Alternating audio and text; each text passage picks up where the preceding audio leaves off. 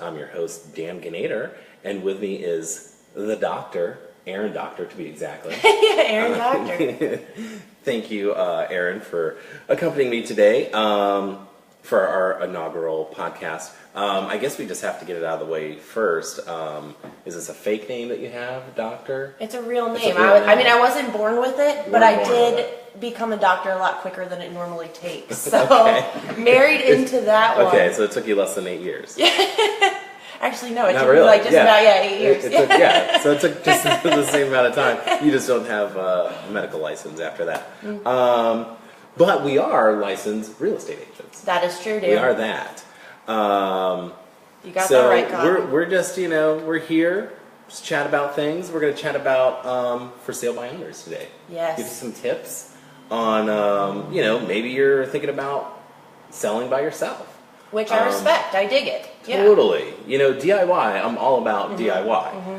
Now, for me, sometimes it goes bad. You can ask my wife about, plumbing things. I don't do that anymore. I just do the Pinterest fails, There you go. Yeah. Oh, yeah, Pinterest fails. That is definitely a thing. So I guess we'll get into some news real quick. There's some major changes coming to how your credit score is calculated. Now, this is for Vantage Score, which is it takes Experian, TransUnion, and Equifax, and then it tries to figure out what your credit score is from that. Now, that actually doesn't affect your mortgage. Mortgage rates are calculated from your FICO score, okay. Which is it's Fair Isaac Corp. They're an entirely separate entity. Vantage Score was created by the 3 major credit bureaus. Yes. So they use that for credit cards, auto loans, any sort of consumer credit like that.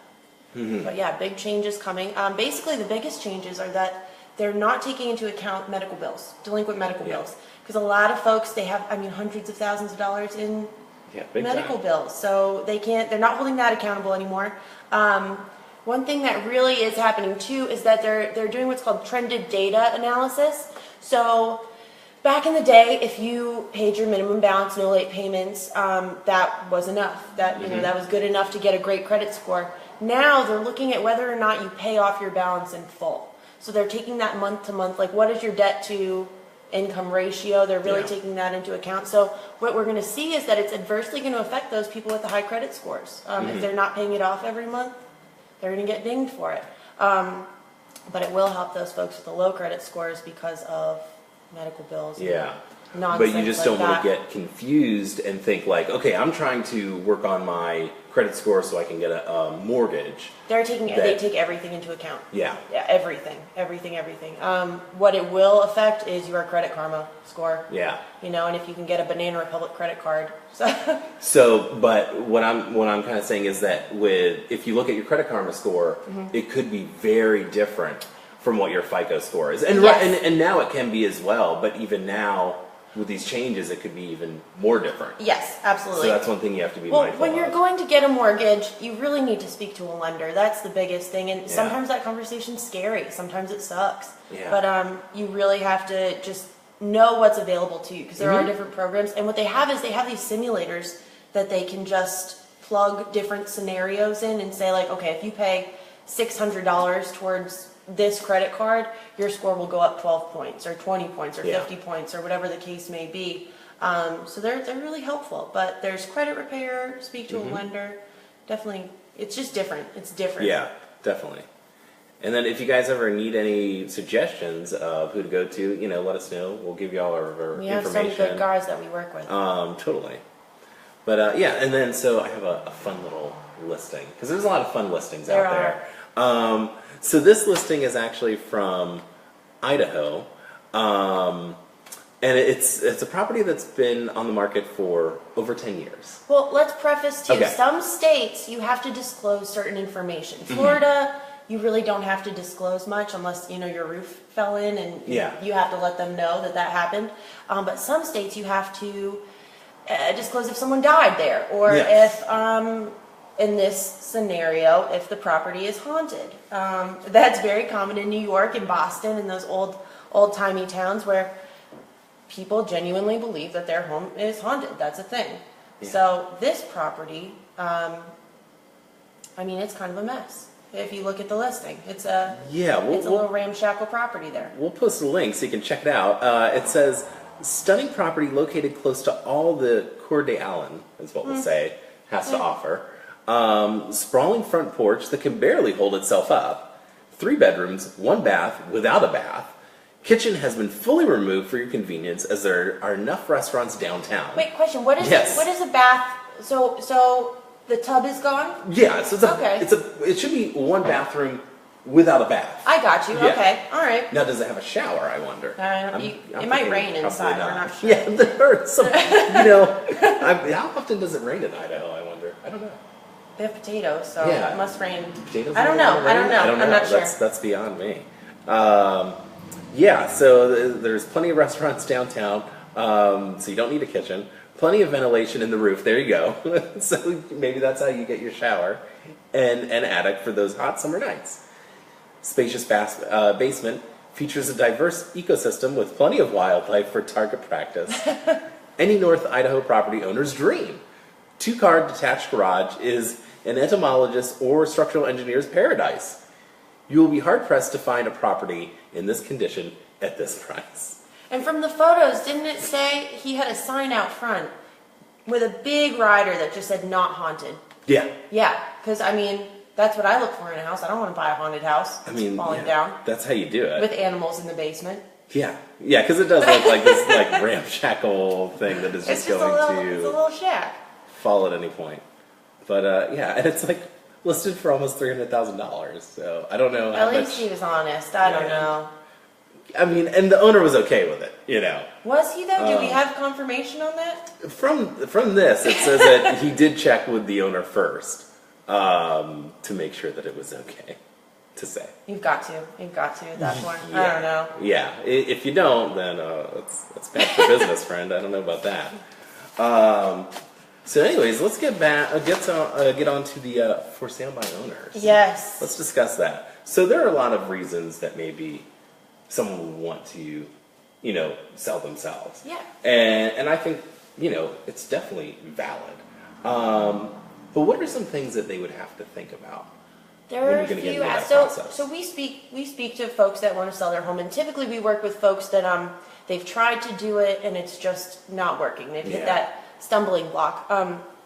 Realistically, the number one issue that we find is pricing. It's priced incorrectly, and I have to say Zillow is a great resource, but when it comes to pricing your home off of the Zestimate, Yeah. sometimes it's not accurate. How do they know? They've never been in your home. Unless you let like a weird Zillow guy come in, I'm not sure. That You might. Yeah, I don't know. But it's just not 100% accurate. So pricing is the biggest thing because when you list your home, you have about 2 weeks that you get the most action. Folks look at it and there's a huge pool of buyers that are just being thrown your way. After that 2 weeks, how many Yeah. buyers are trickling in a day? You get a couple here, a couple there. It's a big purchase. Yep. So pricing is definitely the biggest thing, and you've got to look at properties that sold around you. You can go to public records. You can check online for properties that have sold in your subdivision. Yep. It has to be within your Yeah, it's gotta be immediate area. really close, It can't yeah. just be in Orlando or in Winter Park because, as you know, from one street to the next, it's totally different. And really sometimes, and what's making it hard on us even as professionals when we're trying to figure out, okay, how much should we list your home for? There are some homes, especially like in the Winter Park area, where you have a bungalow, and right next to it, it's this new construction. Yeah. So it makes it difficult, and especially for someone who's, just doing it themselves, it's difficult to figure out, okay, what should I list this at? Yeah, It's not easy. And the problem is too, and I think this about my own home, I've got the greatest house on the planet. I love everything Of I've done course. to it. I love my pink walls, but Yeah. the buyer, Tom and Jane might not they don't necessarily like love the pink walls, yeah. so that's something to take into account too. You have to kind of detach yourself from the process. Which is hard. Like I lived in a home for like 14 years. And You love that floral wallpaper. Yeah. Yeah. Oh, big time. Yeah. But it's so hard to detach yourself from it. But in this case, you have to. You have to be, you Paint the can't- walls white, remove Yeah. the photos of your kids. which is so tough. It's It's not I don't easy. have kids, but Yeah. I believe you. Oh, no, I have no. pictures of my dog all over, so. Oh yeah, all those And have to it's- come down of take 'em Bronson. down. Yeah. Bronson's out. Not allowed. Cut 'em. Oh no, poor Bronson. But yeah, so that's something to be mindful of, is to make sure that you price it correctly, because if it's not, it's gonna be hard to sell. Yeah. And then when you say, okay, let's bring it down, people watch you. They really do. I mean, especially nowadays, and we work with clients that are all the time are on Realtor.com or Zillow, which are all great resources. They're good, yeah. They're really good resources, but they start to read into things, and they'll ask, like, why did this drop? Like, why is it like What's this? wrong with going the home? Yeah. That's the question we get a lot. What's wrong with this property? Yeah. And it's like, ooh, it's a great house. It's just they priced it too high. Yeah. It is what it is. Exactly. And then they drop it $20,000, and what's wrong with it? Yeah. So there's What a happened stigma here? about it. So- Another thing, yeah. Yeah, and then, so like you're saying, another thing that you have to be mindful of is marketing your property. How do you market it? What is marketing a house? Well, that's what people don't realize too. Is Yeah. what steps go into that. So as agents, we have marketing strategies, and we have a lot of resources that are given to us by our local association, Yeah. or we just know about as realtors. We have this network of marketing avenues that we can take. For the everyday consumer, there are a lot of things you can do. Craigslist is a great resource. Yeah. You can post on Craigslist. You get buried on Craigslist, so you have to constantly be posting or pay to promote your post. Facebook is a great resource as well. You can pay for advertising there. You can, boost your post, get your name out there. Yard signs are the biggest thing. A lot of folks think they can just put up a yard sign and that's it. Their house Yeah. can be sold in a week. But what happens then is people just come and knock on your door. Yeah. It's the weirdest thing. But Oh, yeah. you'll be getting ready to jump in the shower, and someone will be banging on your front door wanting to take a look because you have a yard sign for sale Yeah. by owner. So they'll see a car in the driveway and go from there. But my biggest advice would be to go to Office Depot, make those brochures, make those flyers. You've got to take good photos of your home, like professional quality Yeah. photos, like pay for that. Hire a guy for $150, have him Yeah. come in, take some Because photos. that's of- what we do as agents. A Yeah, lot we of hire times, people, we yeah. hire people because Yeah. the photos are so important. What's the And- first impression? Yeah, And everyone shops online. yeah, So that's you the need- thing. yeah. It's like you'll look online, you'll see a place, and even if it's great, if it doesn't look great, people aren't even going to No. bother. Well, that's the thing too. I've seen a lot of agents, they'll just, a listing sat for, 6 to 9 months or whatever. They'll go in, take brand new photos, market it, maybe boost the post or Yeah. get it on Zillow, get it on those consumer friendly websites, and then it's sold in less than 30 days. It's mind blowing. And all they did, literally, same price point, everything, all they did was different photos. Yeah, And as realtors, our biggest job, we're not so much salespeople anymore. No. We're marketers. That's Yeah. what we do, yeah, and then if just going off on something else, when you're looking for an agent, in this case you're not, but when you are looking for one, that's one thing you want to be mindful of is what sets them apart from someone else. What are they doing as far as marketing, and specifically marketing online? Yes. And as a for sale by owner, again, that's what you have to really focus on is online.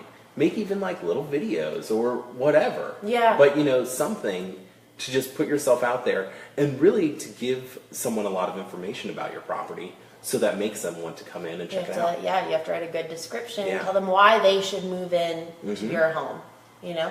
And depending on how you price it, it can move very fast. It could sit for a while, but you constantly, that entire time, need to be marketing your property. Yeah.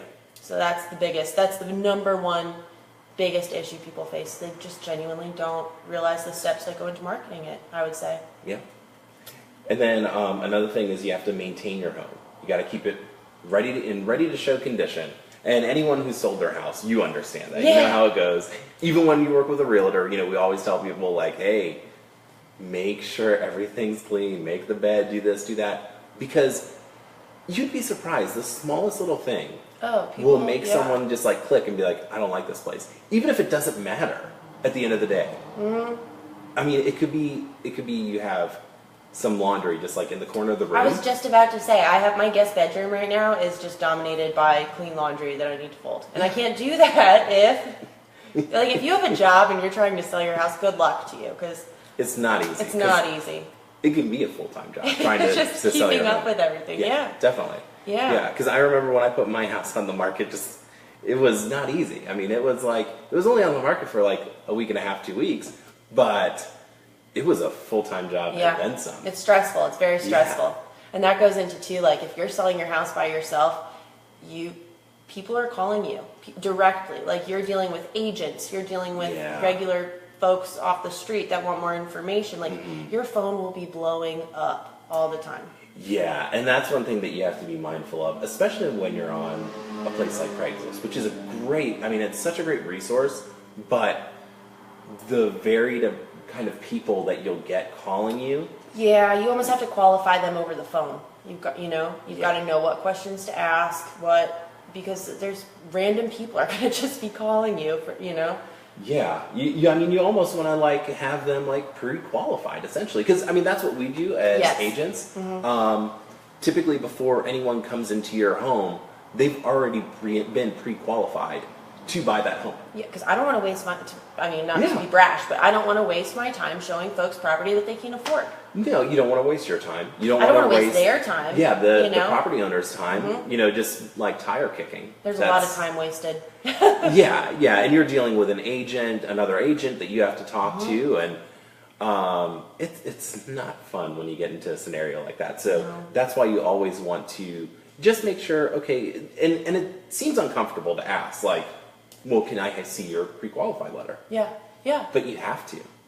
And you have to find out. If they're serious, if someone wants to buy your house and they're serious about it, they have no problem speaking to a lender. In my experience, if you want to buy a house, that's what you need to do, and they'll have that pre-qualification letter. Just because, what if they love it and they want to make an offer, and whatever the case may be, property moves quick. You can't sit on your loins and rest on your loins. It's something like Gird that. your Yeah, loins, something. yeah, I don't something know, about loins. but you have to be ready to go. You need that letter, or else your offer. Don't even look. If you're selling your home by yourself, don't look at an offer unless they have some sort of proof that they're qualified to buy that home. Yeah, exactly. That's just a safety thing. Yeah. You are selling probably your biggest investment that you have. Oh, absolutely. Absolutely. Unless you're not, maybe you're doing some side thing or something. Unless it's your second or third biggest investment. So, but give me your tips. What are you doing in life? For real. But yeah, so you have to be really careful because there are going to be some people that you're going to get in contact with, like investors or wholesalers. And they offer 60 cents on the dollar. They're going to shortchange you all day. And not that there's anything with investors or wholesalers. I love working with investors, to be honest. It can be very nice for us to work with them because a lot of times they like to work on the weekdays, and so we get to work on the weekdays that 9 too. to 5 job, yeah. Yeah, and so it is nice, but specifically with wholesalers, you have to be mindful because what they're doing is they're going to try to put you in a contract, and they're going to offer you a certain amount of money, and what they're going to try to do is it's going to be an assignable contract, and they're going to try to then have someone else buy it from them. Yes. The actual investor who will be doing whatever they're going to do with the property. And that's what you want to be mindful of. And sometimes they may not even have real estate license. A lot of times they don't. Like bird dog guys, yeah. Essentially, yeah. And that's something that you really want to be mindful of. Well, I want to jump ahead because I wanted to talk about as a first sale by owner, you have to decide whether you want to work with agents, and I want to come back to that. But on the wholesaler side, you really need to understand the purchase contract. Yeah. There's a lot of paperwork that goes into buying or selling property, and if you're not working with an agent, I recommend you hire a real estate attorney or at least get advice from a real estate attorney because. The difference between a non-assignable and an assignable contract. You could go under contract with a wholesaler. Next week, they sold that contract to someone else. You're dealing with a random person that you've never met before, and then what? Yeah. You just don't know. Exactly. And that's fine because you signed the contract. Yeah, you're at the closing table with someone that you don't even know who it is. No, exactly. And then you come to find out that this person just made $10,000 off of you. Without even speaking to you. Yeah. It's mind-blowing. Yeah, it's really crazy, and that's something as agents we are mindful of. because we understand that a lot of people are selling properties now that they just aren't able to keep up with anymore, and they have to sell it, and or they live out of state, they have a second home, they're Yeah. paying taxes, whatever. there's a lot of scenarios, and it can be appealing to sell to an investor, but it's finding the right investor. And when you go Yes. online, there's just a lot of things that you have to sift through. A lot of investors that don't always have Your best interest, yeah. No, it's true. But that goes back to working with agents. Yep. If you're selling your home yourself, you can decide whether or not you want to work with buyer's agents. Typically, you have to offer them a commission. 3% is standard for our area. It really varies. But they will bring you buyers. Typically, I mean, I know in our area, most buyer's agents are working between 3 to 7 agents, or 3 to 7 buyers at a time. Exactly. So they have, and then we have, I mean, we have like a lot, thousands and thousands of buyer's agents working in Orlando alone. So that's a huge pool. That's a big resource, and they won't show your home unless you're willing to offer them a commission. Yeah, which I mean is totally understandable. But if you're selling by yourself, obviously you're doing it for a reason. Most times it's because you're trying to save money. But that's something that I do see a lot of people doing, like on Craigslist.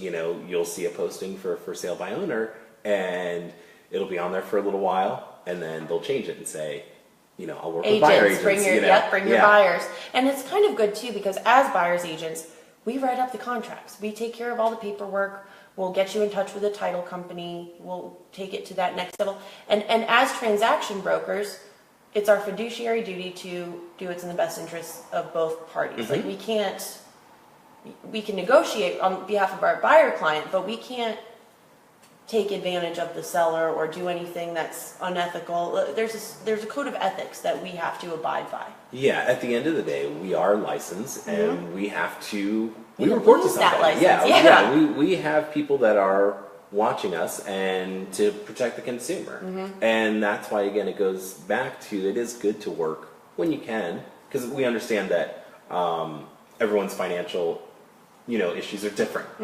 But it's good when you can work with a professional like that, because like I said before, these wholesalers and things like that, they don't have a license for that reason sometimes. Right.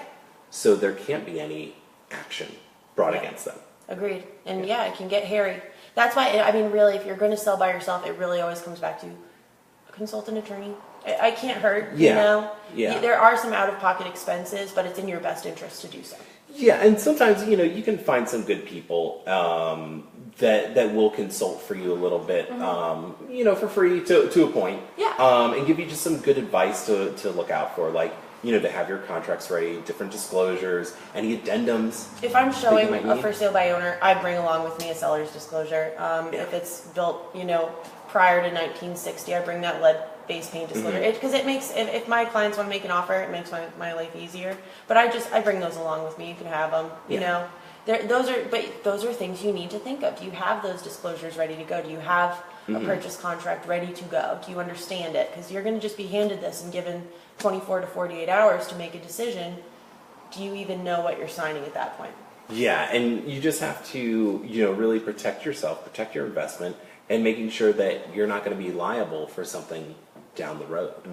If everything isn't done the way that it should be done. Yeah, agreed. Yeah. But further on with protection, you are going to be letting people in your house. That's another thing to think about too. Are you going to be home for every showing? Are you going to, because if you have a job, I mean, folks are going to want to come by midday, whenever it works best for their clients or when their schedule. Yeah, the weekends, evenings, anytime. Oh man, yeah. Are you going to put a lockbox on your front door? But these are all decisions you have to make. Yeah, and so a lockbox, you would keep your key inside, and then someone has the code for it and is able to get the key out and then open your door. And then who are you letting in your home? Who's coming by themselves? We do that as agents because there's a real estate agent that are guiding people through, and we're mindful. We have the super keys too that have the Bluetooth that knows who we are when we Yeah. There's an accountability factor there. But you can go to Miller's Hardware, Ace Hardware, any Home Depot, wherever. And you can buy combo lock boxes, and you can leave that Yeah. on your front porch or on your door, and you can let folks peruse through at their leisure. But it's that's something to think about too. It's a little tricky. Yeah, you have to be careful and you have to protect yourself and your investment. The last thing, the biggest thing that I think a lot of folks don't even realize is you have to hire a title company to do your closing. That's Yeah. folks go under contract and then it's like, okay, what now? Do I just take this to the courthouse and record my deed, or how does that work? You got to call a title company. Yeah. We work with a few. We work with some really great title companies.